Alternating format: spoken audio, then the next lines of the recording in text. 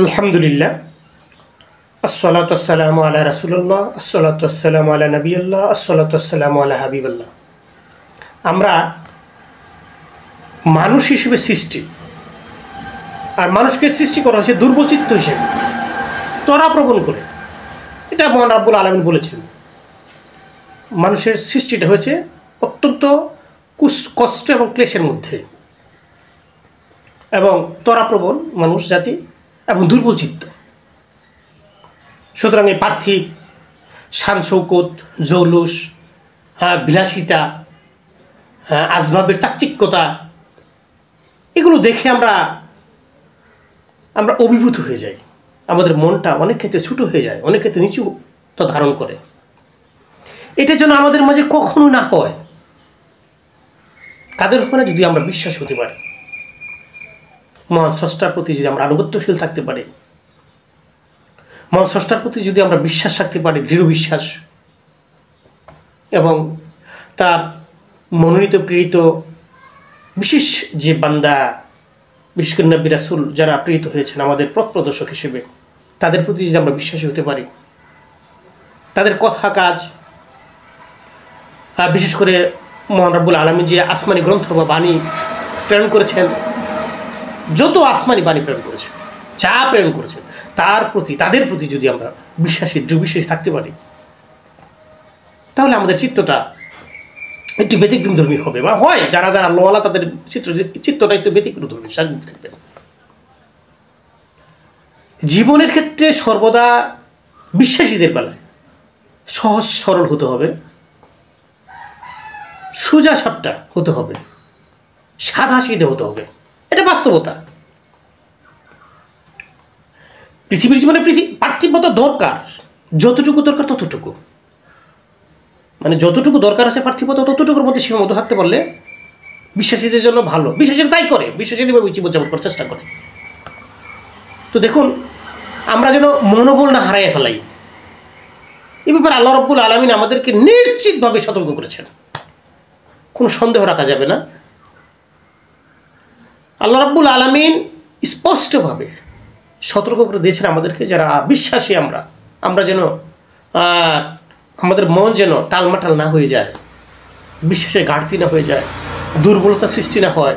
আমরা যেন নিশ্চিত মনে, যত কষ্ট হোক, যত যাতনা হোক, যত সমস্যার সম্মুখীন হোক, জান মাল আছে না, এই পার্থিব জীবনে যত প্রকার দুর্যোগ হোক, প্রাকৃতিক বা ব্যক্তিগত বা যে কোনো কারণে যত সমস্যার সম্মুখীন হই, জানের ক্ষতি এবং মালের ক্ষতি, অর্থাৎ কি, যদি অর্থ সম্পদ ক্ষতি হয় হোক, ছাড় দিতে হয় হোক, ত্যাগ করতে হয় হোক, যেখানে নিজের জীবন উৎসর্গ করার জন্য আল্লাহ রাব্বুল আলামিন আমাদেরকে উৎসাহিত করেছেন।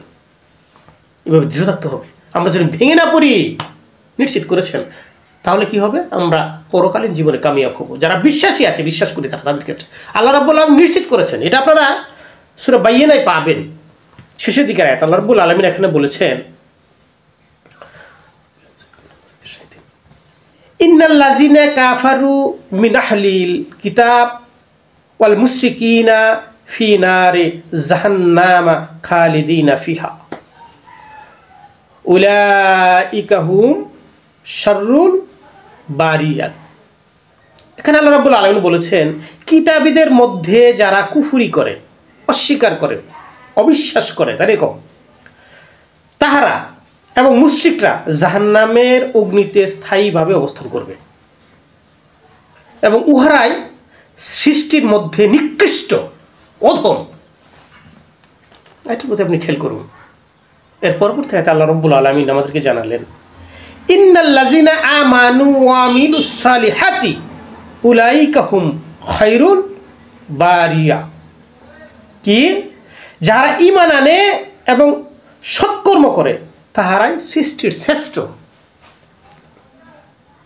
জিনিসটা বা কথাটা কেমন আল্লাহ রাব্বুল আলামিন নিশ্চিত করলেন। এই পৃথিবীতে আমরা যত চিন্তা ভাবনাই করি না কেন, দিব্যমান অবস্থানে যা দৃষ্টিতে যারা দেখি, কান যারা শুনি, দেখাশোনার মধ্যে, জানাশোনার মধ্যে আমরা যে জীবনযাপন দেখি, আমাদের মনে যা কিছুই অবস্থান হয়ে দাঁড়াক না কেন, নিশ্চিত থাকতে হবে যারা এই পৃথিবীর জীবন অস্বীকারী কাফের, এরা হতে পারে কিতাবধারী, পূর্ববর্তী কিতাবধারীর নামে যারা জীবনযাপন করছে, এখন যারা বিভিন্ন কিতাবধারী নামে জীবন করছে না, শুধু কোরআন মাজিদ ছাড়া অন্যান্য আসমানি গ্রন্থ নামে যারা আঁকড়ে ধরিয়া তাদেরকে শ্রেষ্ঠ মনে করছে, তারা ধার্মিক মনে করছে নিজেকে, দ্বীনের বিধান পালনকারী নিজেকে মনে করছে, এইরকম এই এমনকি মুশরিক যারা জাগতিক জ্ঞানের উপরে যারা চলে, আল্লাহ রাব্বুল আলামিন হয়তো মানে না, কিন্তু শিরিক অবস্থায় জীবনযাপন করে, এরা জাহান্নামে থাকবে, অগ্নিতে থাকবে এই পার্থিব জীবনে, পরবর্তী জীবনে, এবং তারা সৃষ্টির নিকৃষ্ট, এটা দৃঢ় বিশ্বাস থাকতে হবে। আল্লাহ রাব্বুল আলামিন বলেছেন এবং সান্ত্বনা দিয়েছেন, যদি দৃঢ় ইমানদার বিশ্বাসী হতে পারি আমরা, এবং যারা বিশ্বাসী সৎকর্মশীল হতে পারি, তাহলে আমরা এই সৃষ্টির মধ্যে শ্রেষ্ঠ। সুবহানাল্লাহ ওয়া বিহামদিহি। আল্লাহ রাব্বুল আলামিন এর এই যে কথার উপরে যদি আমরা দৃঢ় থাকতে পারি, দৃঢ় থাকলে কি হবে? আল্লাহ রাব্বুল আলামিন সান্ত্বনা দিয়ে পরবর্তী আয়াতে যে যতটুকু আল্লাহ রাব্বুল আলামিন বললেন যে জাযাউহুম ইনদা রাব্বিহিম জান্নাতু আদন তাজরি মিন তাহতিহাল আনহার খালিদিনা ফিহা আবাদা রাদিয়াল্লাহু আনহু ওয়া রাদু আনহু যালিকা লিমান খাশিয়া রাব্বাহ। এর সরলতম হচ্ছে, তাহাদের প্রতিপালকের নিকট আছে তাদের পুরস্কার, স্থায়ী জান্নাত, যাহার নিম্নদেশ নদী প্রবাহিত, সেখানে তাহারা চিরস্থায়ী হইবে। আল্লাহ তাহাদের প্রতি প্রসন্ন এবং তাহারাও তাহাতে সন্তুষ্ট, ইহা তাহার জন্য যে তাহার প্রতিপালককে ভয় করে। এই যে পার্থিব জীবনে আমাদের মনে যত নিশ্চিত আসুক, যত দুর্বলতা আসুক, যত টালমাটাল অবস্থা আসুক, আমরা যেন দৃঢ় বিশ্বাস থাকতে পারি। যদি থাকতে পারি, আল্লাহ রাব্বুল আলামিন আমাদের জন্য জান্নাত রেখেছেন, অনন্ত শান্তির জায়গা রেখেছেন। এবং এটা জান্নাত তো রেখেছেন চারটিখানি কথা না, আল্লাহ রাব্বুল আলামিন তাদের প্রতি সন্তুষ্ট যারা বিশ্বাসে থাকতে পারবে, জীবনযাপন করতে পারবে, এই কষ্ট যাতনা সহ্য করে জানমালের ক্ষতি নিয়ে বেঁচে থাকতে পারবে, অথবা নিজের জীবন দিয়ে উৎসর্গ করবে, তারা কি তাদের প্রতি আল্লাহ সন্তুষ্ট, এবং তারাও আল্লাহর প্রতি সন্তুষ্ট থাকবে।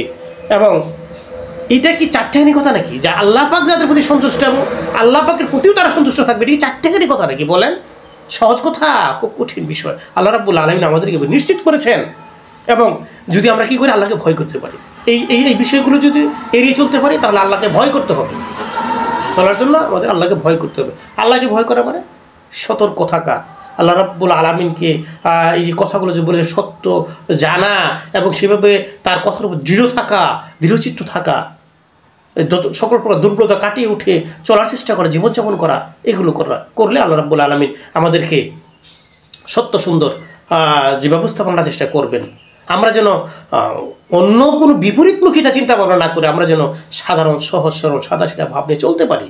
পার্থিব জীবন দরকার আছে, আপনার পার্থিব যতটুকু সাধ্য আছে, সামর্থ্য আছে, ততটুকুর মধ্যে আপনি বা আমি চলার জন্য চেষ্টা করব।